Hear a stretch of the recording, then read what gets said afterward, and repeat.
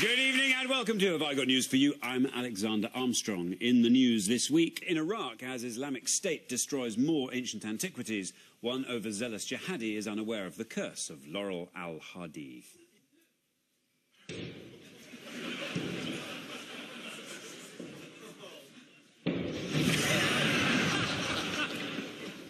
In Scotland, a Virgin Media customer manages to get a broadband signal for long enough to download an email.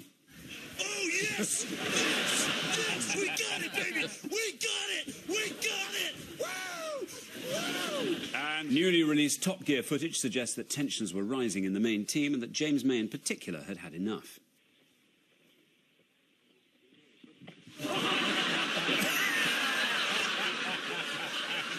On Ian's team tonight is a comedian who's been described as Stephen Fry's favourite Canadian funny woman, just ahead of... Anyway, Stephen Fry's favourite Canadian funny woman, please welcome Katherine Ryan!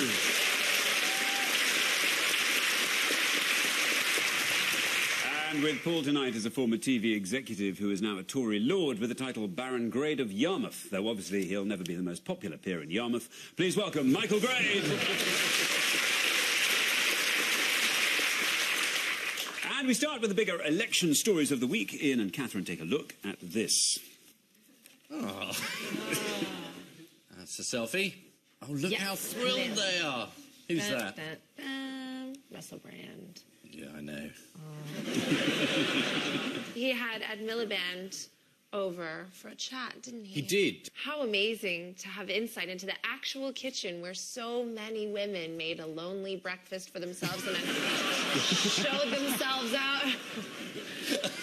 There were a couple of interesting moments. Okay, let's have a look. For me, what I've learned is like sort of because of geopolitical influences, because of global finances, it seems that it's very difficult at a domestic level to leverage serious influence. So when we have a party... This was not true.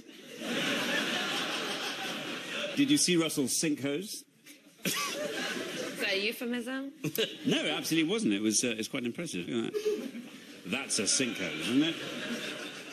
I noticed Russell kept taking a big swig from a glass bottle of water. I spotted that. Alexander, we've got a clip of that as well. You've got to answer it, I mate. will answer it, but there's two issues here. There's, does politics make change happen? And what scale of change are we talking about? Why would you do that when you've got such a massive tap? I mean, maybe he doesn't know that it's not water. He gave up on alcohol, just like he pussied out on heroin. And, you do have a different take, don't you? It got a lot of vitriol in the papers, this, but actually, it's well worth a look, because Miliband makes very short shrift of him. Russell comes up with the usual stuff, and Miliband says, no, you're wrong. And he says, well, you shouldn't vote. Miliband explains, quite patiently, why voting has achieved quite a lot, and it's quite a good idea. Brand moves towards him and stares at him a bit, doesn't he? Yeah, and says paradigm. So he says paradigm. And Ed isn't scared by the word paradigm. You know, which is good, because it's not a scary word, particularly from Russell. At the moment with the banks, when he was talking about the banks, basically wanted them all dismantled. He went through the financial crisis. If you like your analysis deep, it may not be for you. But, I mean, some of what he says is perfectly sensible, and then Miliband says yes, and the way to deal with that is politics. I mean, doesn't matter which party, but you have got to vote someone to deal with it. And Russell thinks, and then the thing ends, and Russell turns to the camera and says, so what have we learnt? Well, I thought, you've learnt quite a lot, Russell. Do you want to see our little vine we've created? You've created a vine? Yeah. You know,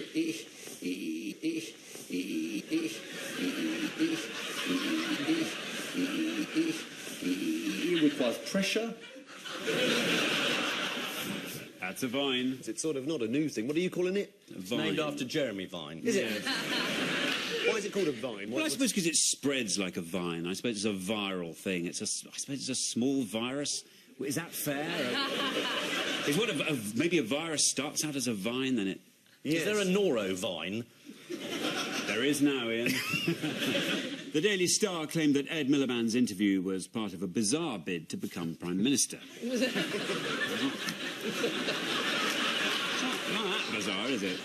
What, by the way, does Russell Brand think of Ed Balls? He didn't like his handshake much. No, he didn't. Clickety-wristy or something, or wristy-clicky. Yeah, he did. He said he'd shaken hands with him once, and he was a clicky-wristed, snidey.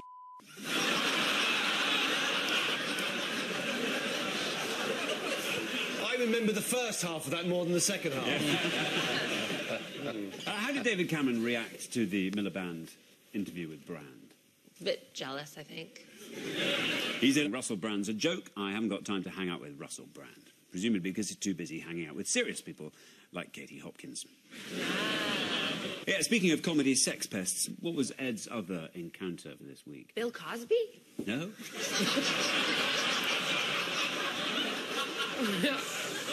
Ed Miliband came under fire this week after a TV debate with Boris Johnson on Andrew Marr. Boris taunted Ed that not only did we go to the same university, we went to the same primary school. Well, Eton was a waste of money then, wasn't it? I love Boris. I think he combs his hair with a hand grenade. That was the big issues. Which primary school you went to? Do you know politicians need to stay out of schools? My little girl is nearly 6, and we got a note home, and it said, there's going to be a special guest. We got all very excited. I assured her it was probably going to be a puppy. And it was Nick Clegg. And she was so sad. So how did Ed respond to the accusation of stabbing his brother in the back? Hell yeah, I did. Well, let's have a look. Come on, Boris, you're better than that. Come on. Don't just do what Linton says to you. Come on, Boris. You're if you become leader of the Tory party, I'd get rid of Linton if I were you. You know, honestly, he doesn't do much for you. It's quite good, isn't it? And the whole nation saying, who is Linton Crosby? Mm-hmm. Well, to be honest, that was on the Andrew Marr show. And the whole nation are not technically watching. The viewer. Who is Andrew Marr would be the first question, probably. I was watching, obviously, but yes, then of course you were. I don't have a life. What else have Labour done to enhance Ed's image this week? There has been a new election broadcast.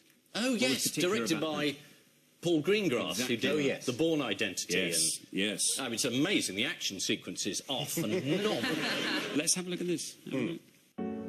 I've thought deeply about how the country needs to change. We've developed the policies, the programme, and now I feel ready. I feel ready to offer myself as Prime Minister. He got a letter back saying, thank you for your inquiry. We'll let you know. Yes, what was the extended mind got to do with all this? The extended mind. It's a book, isn't it? No. They coach various politicians, including Ed Miliband, in how to look authentic. And they claim that with repeated practice, you can move from acting to being. So I think that was Tony Blair's problem, didn't practice enough. Who has embarrassed the Labour Party from within this week? Patricia Hodge. No, not Patricia Hodge, she's the actress. Margaret Hodge. Yes. It was disappointment, though, wasn't it? Because yes. She was incredibly effective. She ran the Public Accounts Committee, and she was very, very good at sort of bringing the bankers in and taking them to task and telling people are cheating. And then it's revealed that she's got a family trust that goes through Panama, Liechtenstein. And Liechtenstein. These aren't names you really want to have your bank associated with. And so people said, you're a complete humbug. And therefore, this is all nonsense. But it's not all nonsense. I mean, the stuff she revealed is absolutely true. She just should have included her own name. And I am disgusted. We trusted that lady to shine a light on tax avoidance. Well, she has. And look what she's... Well, she has. No, but she did very effectively. She did. Kind of like when you let a public figure into hospitals and he misuses the corpses. Kind of like that.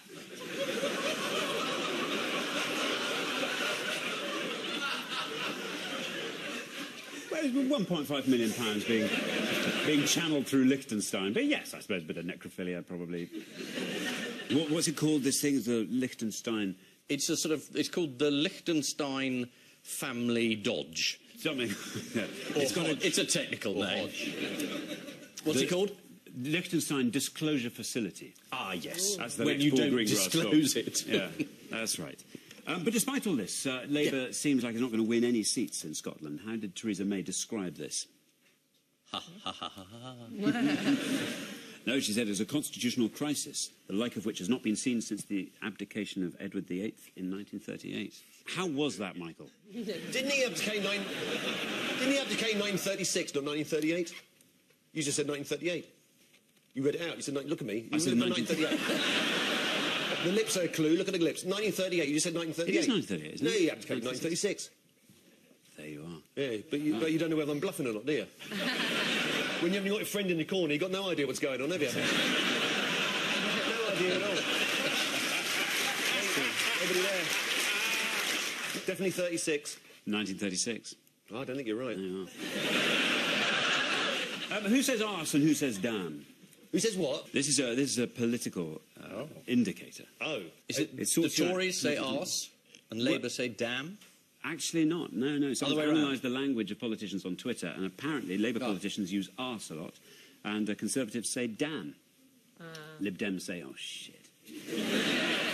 Well, you won't have had a chance to see the Question Time debate with David Dimbleby, but we can show you some highlights now. Clegg has gone berserk. He's got an axe. Here is Ed getting a hard time from the audience. How can you stand there and say you didn't overspend and end up bankrupting this country? That is absolutely ludicrous. You're frankly just lying. Sorry. I guess I'm not going to convince you, but... Well, you're not going to convince me, because the facts speak for themselves. You stood there and said you didn't overspend. If I get to the end of the week and I can't afford to buy a pint, I've overspent. It means I haven't got any money left. Sure. Which party is he from? He's good. And here is Ed Miliband flirting with one particular lady. With all the rhetoric about non-doms and unpaid tax, if your party were in power, do you think you could ever bridge the gap between the richest and the poorest? What's your name? It's Charlotte.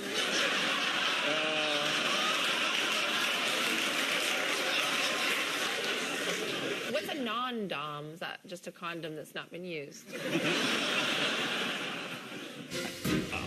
Right, and that welcome interruption means it's time once again for a bonus buzzer election round, so let's get started. And the category is... Where am I? Where am I? I'm UKIP parliamentary candidate for Birmingham, Harjinder Singh, but where am I? He's in the street. He's in the street. Well, he is, of course, standing near junction 7 of the M6. He's waving at passing cars. He's been doing this 13 hours a day for the last 2 weeks in a bid to win votes. Locals in a nearby pub were asked if they were going to vote for UKIP. What did they all reply? No. No! There we are. Fingers on buzzers. Here is your next question. Are we allowed to do jokes about UKIP? I thought we'd been referred to the Kent police. Yeah, after last week's show. And the police were very rightly quite surprised. I mean, usually they're investigating UKIP, not following up complaints. But anyway, well, I hope we're going to be jolly careful, because it's the Representation of the People's Act. So if you make jokes about Farage or UKIP, they could well complain. Well, he's already threatening the BBC, isn't he, to slash the licence fee as a revenge for that audience on the opposition. But it's funny when anyone says that, you know, there were some pretty racist jokes made at, say, the UKIP gala. He says, oh, it was a joke, we're going to have censorship now. I think the Kent police are going to be round again. Yeah. Next, here's UKIP parliamentary candidate for the West Midlands, Claire Braund. Can you tell me what happened next? Did she start singing, Let It Go, Let It Go? You are so close. I mean, that is almost exactly right. Yes, let's... No. Let's just have a look. This is the rhythm of the night. Oh, yeah. The rhythm of the night. This is the rhythm of my life. My life. Oh, yeah. The rhythm of my life. Why? Why? Yeah, that's a no from me. That's exactly right. It was The Voice. It was a recent contestant on The Voice asked all the candidates to...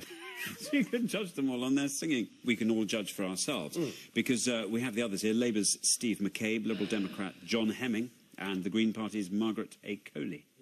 He's a tramp, I adore him, even I have got it pretty bad. Summertime, the living is easy. Fish are jumping, and the cotton is high. If your time is worth saving, you'd better start swimming or you'll sink like a stone, for the times they are a-changing. I tell you what, the Tory candidate wins for me. Just he didn't turn up. I'd say John Hemmings was good, wasn't he? With the guitar? Pity he didn't tune it. Well, it's a shame, because he was the man whose wife kidnapped his mistress's cat, wasn't he? He was. Notoriously. He was the Lib Dem rep on my corridor at university. Was he? Yeah. Our school didn't have a corridor. This is the Labour campaign which has attracted criticism after Ed Miliband was interviewed by self-styled revolutionary Russell Brand. From New York, older brother David Miliband has already cast his vote for Labour. He tweeted a picture of the sealed postal vote with the caption, #Ed4PM. Though that could just be a reminder of what time to make his next anonymous threatening phone call to him. Paul and Michael, take a look at this. All right, yes, David Cameron with the George Osborne factory visit in... Oh, he's turning very hazy. Politicians doing what they do just before an election arrives. I think this was the week that David Cameron, I think, was being criticised for not showing passion, energy for the campaign. So he took his jacket off and rolled his sleeves up and did the un-English thing. When did we start rolling sleeves up and taking jackets off? John Major did that. Did he? That was the first. Yeah, took his jacket off, showed he meant business. Hung the jacket up like a man. Michael, you're part of this policy, aren't you? That he doesn't engage. You don't think he should necessarily just turn up and take people on? I think all the elected politicians have a right to decide what they're going to do, not be threatened by the broadcasters. You don't think he looked just a bit feeble, not showing up? No, I think if you're the incumbent, you have more to lose than anybody else. So it's quite a complicated equation as whether you're going to do that stuff. So that's a no, is it? No, we shall see. Yeah. We shall see. Right. So what have we learnt there? Yes, he's unexpectedly done something very specific to himself. How did you describe pumped himself that? up. He has pumped himself up. That's exactly right. Which is an odd metaphor, really. Just thinking lots of hot air going into it. Yes. So where did David Cameron decide to start pumping himself up? Where did this happen? Yes. I mean, geographically, where? Was it in the Ghoul area? He was visiting the Institute of Chartered Accountants. Oh, yes, I see. Oh, that's a really pumped-up kind of place. Exactly right. Yeah, do you want to have a little look at this? Yeah. And if I'm getting lively about it, it's because I feel bloody lively about it. And if you think I'm going to roll over in the next 10 days and let Ed Miliband and Alex Salmond rack that, you've got another thing coming. Taking a risk, having a punt, having a go. That pumps me up. I think that passes for hysteria amongst the accountants. Yeah. As well as being bloody lively and pumped up, what else is David Cameron going to do? He's not going to put up taxes. He's not going to put up taxes. It's more than that, But how is he going to ensure he's that going he to does? pass By a an act of law Parliament. to stop people like himself putting up taxes? It's the most pathetic gesture I've ever seen. Saying, look, I can't be trusted not to just whack up income tax as soon as I get in, so I'm going to pass a law to stop me. Income tax, VAT and national insurance. Yeah. You know, in any government that comes in, historically, the first thing they do is they put up taxes, because they have to. And it's the only year you can do it where you're not worried about the election. So taxes will go up. He'll have to find some other ones. Or break the law and be arrested. Or maybe he knows he's not getting in anyway. Oh, the Kent police. George Osborne was very good on this in 2009 when because Brown was talking about passing legislation. Yeah, Gordon Brown outlawed child poverty. Yeah. Gone. Thank God for that. Don't have to worry about that anymore. It's against the law. No, it's finished. The low point of the media coverage this week, I think, was the analysis of Samantha Cameron's feet. in various newspapers where there was a shot of her with her shoes off, and there were big close-ups, and all the experts were coming in to describe. There's thought it was like yellowing of the toenails. Definitely a yellowing, and could have been how caused... high heels were damaging her feet. Was it in the Daily Mail? Was it saying Labour poisons Sam's feet? Which football team does David Cameron support? Aston Villa. Well, he doesn't really know, does he? And he claimed to be an Aston Villa supporter, but then he said this in a speech. Where you can support Man United, the Windies and Team GB all at the same time. Of course, I'd rather you supported West Ham.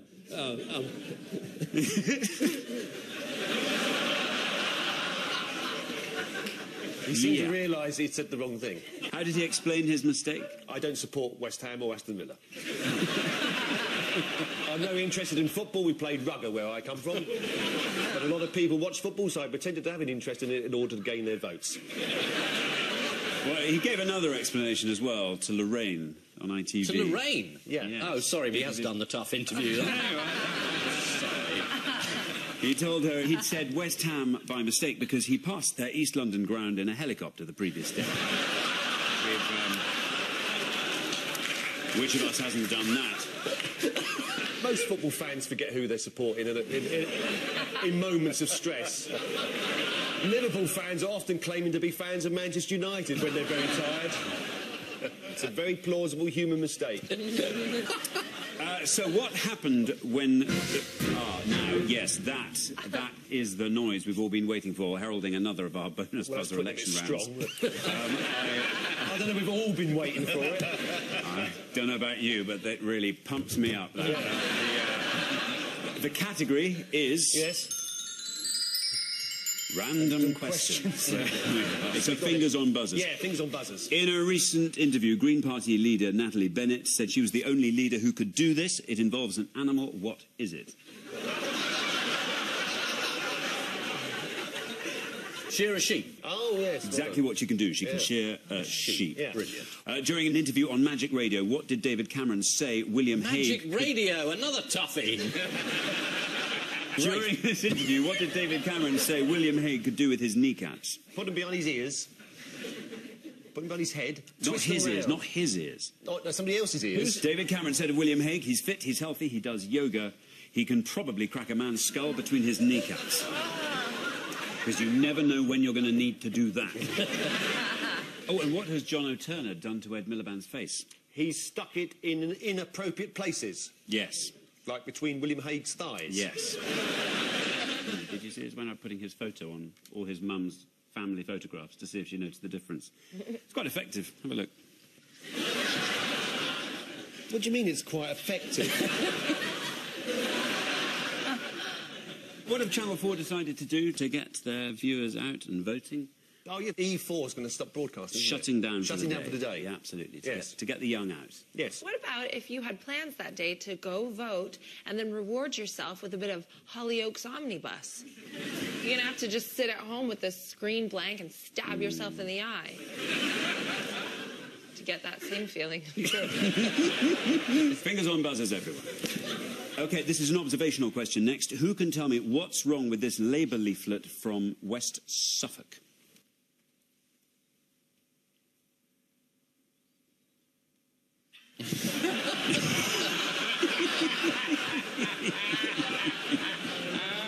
Now, ironically, bullet point text of about 15 words to go here has turned out to be one of Labour's best policies.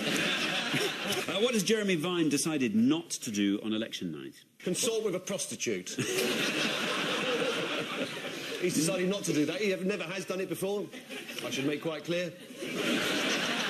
And I very much doubt he's even thought about it.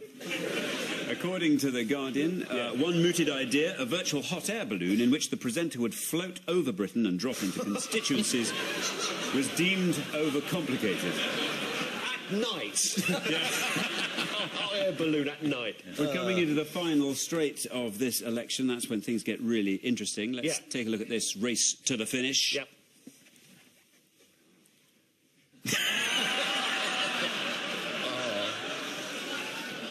He's missing a sponsorship opportunity there. I think it's O2. If his name was Bob, he could just put a B on each buttock. Yeah.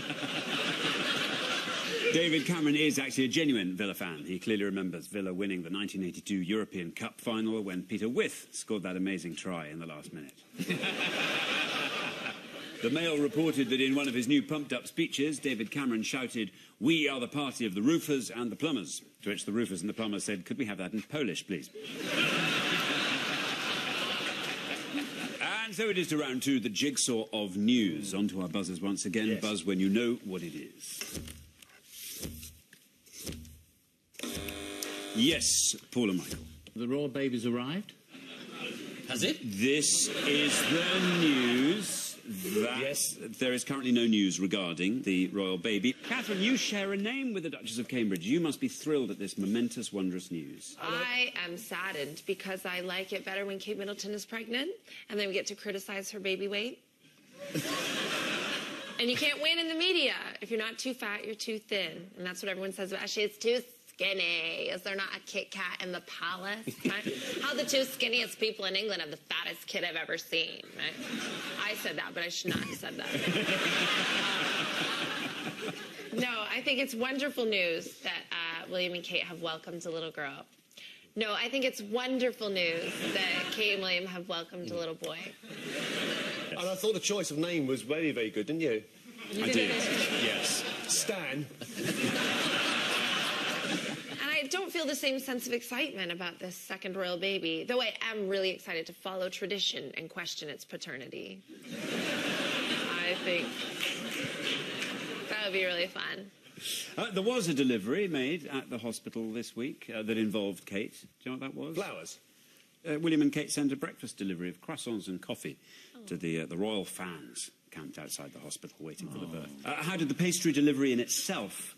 it became as a wellspring of intrigue. Well, it was the only news, presumably, for days. This is true. Hold the front page. Yeah. So did the international film crews interview each other about what they thought about the croissant? Some people thought that Kate and Wills were offering up a clue as to the sex of the baby because the pastries came in a box tied with a pink ribbon. What a croissant mean? Before the birth, Wills and Kate sent out coffees and pastries for the loyal supporters camped outside the hospital. According to the Daily Express, they were decorated with pink ribbons, which might be a clue that they are expecting a girl. And that's just terrible stereotyping. It could just as easily have been a gay boy. Fingers on Buzz's teams.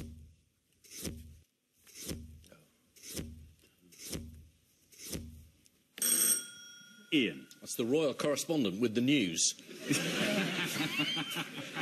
This is the news that BBC4 are launching a new Go Slow season and will feature unhurried television where the programmes are going to be deliberately unrushed. What has inspired the BBC to do this? I mean, they've had this in Norway before, where they show things like a crackling log fire. Exactly that. They have a 12-hour fire being built and slowly burnt, and the making of a jumper. Literally, they start with a sheep who provides the wool, and they see it right the way through to the completion of the jumper. Was this a good idea, Lord Grade? Would you have had this on? If it saves money, yes, which it clearly does. Yeah, British TV is following the trend for slow-paced, tension-free television. We've been doing that for years. Yeah. What is very much the highlight of our very own BBC4 slow season? Travelling down a motorway. Always so close. So trains. No. Canal trip. Exactly right. Yes, Canal next trip. Tuesday, viewers will be able to watch a 2-hour, 4 miles an hour trip down the Kennet and Avon Canal called All Aboard the Canal Trip. The most exciting moments of the show include the boat having to manoeuvre out of the way of a pleasure craft. There's one hair-raising moment when the narrow boat had a dramatic encounter with a swan. Here's that. Oh, good. Yeah. Look at that, it's beautiful. Look out. Yeah. Look out! Quick! I get the feeling this wasn't a top story. This is the phenomenon of So TV. One Norwegian TV show featured a 7-hour train journey from Oslo to Bergen. The BBC are now filming their own 7-hour train journey from Reading to just outside Reading West.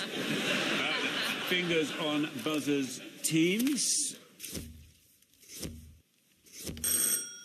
Yes. Ian and Catherine. This was an advertisement which a lot of people objected to. He was asking people whether their bodies were beach-ready. Is your body beach-ready, Ian? Yes, hell yes.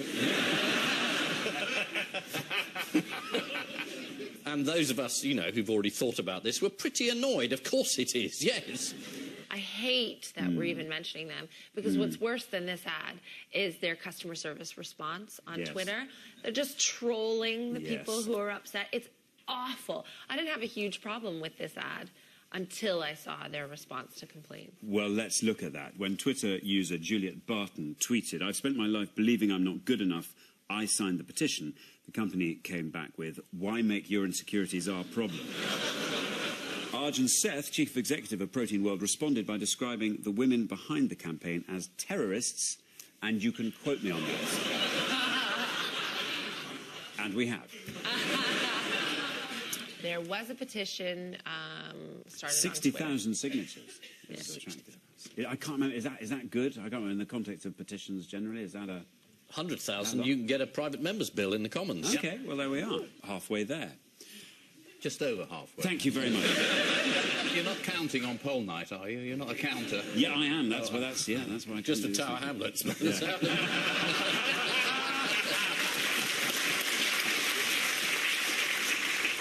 The Independent reports that people have added their comments to the adverts, such as "Stop telling women to starve themselves" and "Your body is not a commodity," although, this is my favourite, "Fuck off." In other news, what are they disgusted about in Tunbridge Wells? Is there a naked poster? No, or it's a not. nude poster? It's to do with a new shop. Oh, is there a sex shop? No. Oh, they didn't like that. That would have been fine. Has a shop open selling The Guardian? No. No, they are disgusted in Tunbridge Wells because, according to resident Colin Smart, there was a lot of talk about a new store opening in town. Everyone was hoping it was a Waitrose, but in fact, it's... Lidl? A Poundland. Oh, no. One resident told The Sun he was devastated. Time now for the odd one out round. Just one between you this week, and your four are Salvador Dali, Robo Chef, 2 Swiss guards at the Vatican, and Watson the computer. So Salvador Dali has a bread on his head, and this robot's cooking. I know this Watson computer system can make recipes now, and those Swiss guards. Ian. Good. The Swiss guards are also robots. Oh. Watson the cook. He can cook. He can smell. Can't really cook so much, but smell, eat, right. He can create recipes. Yes, and when you put lots of recipes together and it's a cookbook. Cookbook. Yes. Okay. Cookbook. Yes. They've all produced a cookbook, except for Robo Chef. Yes, except for Robo Chef, who can only cook other people's recipes. Oh, how pathetic! There you are. Yes, Robo Chef. I'm pretty sure that's not what he looks like. But Robo Chef is a culinary computer who can be taught to cook any recipe via its robotic arms.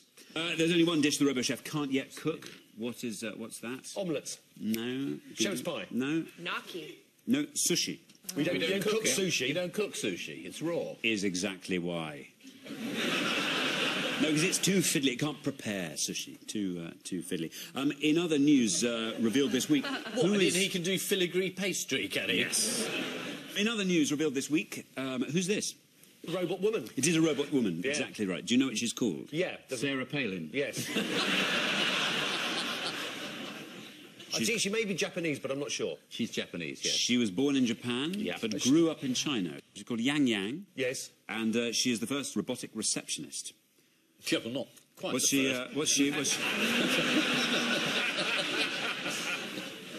What's she really good at, apparently? Answering the phone. She's got a mechanically firm handshake. She had been likened to Sarah Palin, although the Times said Yang Yang has a little more gravitas on the international stage. Knows more about foreign policy. Yeah. The supercomputer, Watson, IBM supercomputer, has recently released a cookbook. How does it come up with its recipes? Has he come up with rather unusual combinations because he has no sense of taste and smell or whatever? This is exactly right. Can you hazard a guess at any of those? New pork pagnol stew. Beef. Metal sausage. Beef in a WD-40 jus. Yeah. Very nice. Dishes include Kenyan Brussels sprouts and Swiss Thai asparagus quiche. Not one to serve up if you've got the Farages coming round. But... Oh, God, officer, yes. Yeah. Salvador Dali also wrote a cookbook called Le Dîner de Gala. Anyone have any idea what vegetable Dali took particular exception to, and why? Marrow? No, spinach. He wrote that if I hate that detestable, degrading vegetable called spinach, it is because it is shapeless, like liberty. So, does anyone know what food Tory candidate Jacob Rees-Mogg detests? Pheasant burgers, corgi on a stick. No, he hates bananas. Does he? This. Yeah. Ugh. Most disgusting, revolting, evil-smelling fruit. He sort of absolves them there, doesn't he? Yes. The Swiss Guards at the Vatican, they've produced a cookery book based on the favourite meals of the last 3 popes. What did the Pope recently take delivery of on his Pope-mobile? Pizza? Absolutely right. Oh, no. What's that thing they throw in afterwards? The anchovies. Garlic bread. Yes, the answer is they have all produced cookbooks except for the robot chef who can only cook other chefs' recipes. The Vatican cookbook has recipes for pasta, Polish dumplings and, my favourite, eggs Benedict XVI. Time now for the missing words round, which this week features as its guest publication, Loot News. You can trust every word, unlike Liar magazine. And we start with, read volumes 1 to 50 of Loot News to become what? Irresistible to women. I think I'm an expert in the world of loots. I think that's probably good enough. So yes, do to I. become a fully fledged loot nerd. Writing in Loot News, Susan King of Hobart, Tasmania, wrote that she was back on track regarding the modern and contemporary loot music bibliographic website, adding, I haven't updated it since 2011.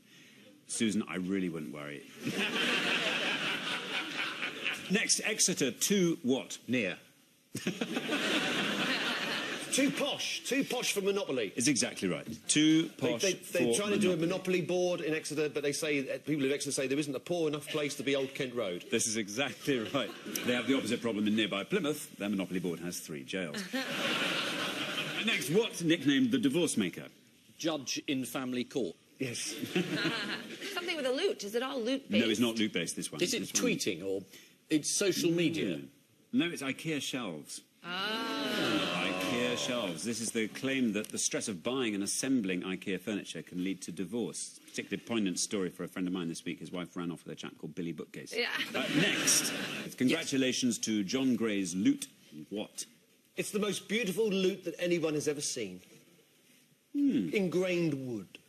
It sounds passing melodious. Congratulations to John Gray's loot, which appeared on The One Show. This is from Loot News, which was proud to report that John Gray's loot appeared on The One Show in an item on the history of tuning forks. Plucky and wooden. That's my nickname for the presenters. Next. What can be ruled as a sport, says Judge? Pocket billiards? It's bridge. It's now a sport because you exercise one muscle, the brain. A High Court judge has ruled that bridge can be classified as a sport. At last, my way out of the ghetto. Next, US legislator caught up in sex scandal called what? Cocky McGee. You're so close. Jimmy Loot. No. His name is Randy Boning. You're kidding. This is the news that a Republican lawmaker who voted against gay rights is outed after posting nude pictures on Grindr. And finally, what makes Archer's love scenes more convincing? Jeffrey. Disloyal attack on a fellow Tory peer, surely. There you go.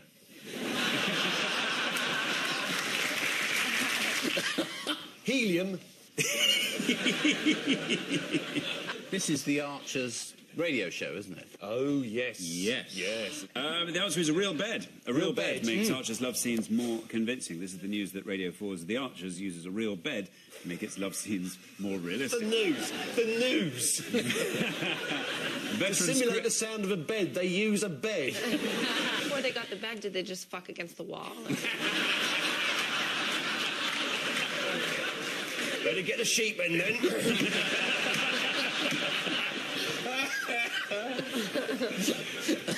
Veteran scriptwriter Ken Davies revealed that sex scenes in The Archers usually involve a sound engineer in a Led Zeppelin T-shirt rattling the duvet. That's what happens after 6 pints of Scrumpy and the Bull. And so the final scores are...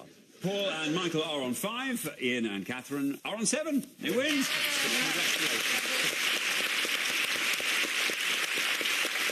But before we go, there's just time for the caption competition. Ian and Katherine have this.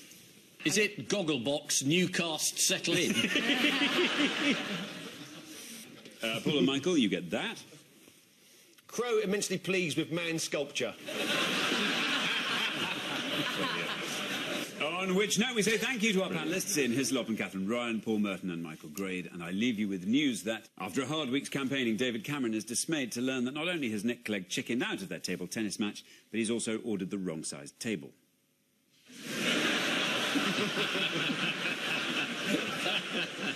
As Venezuela switches over to the British-style road safety system, there's concern that something may have been lost in translation. And following his football gaffe, David Cameron is keen to show voters in Southport just how much of a fan he is.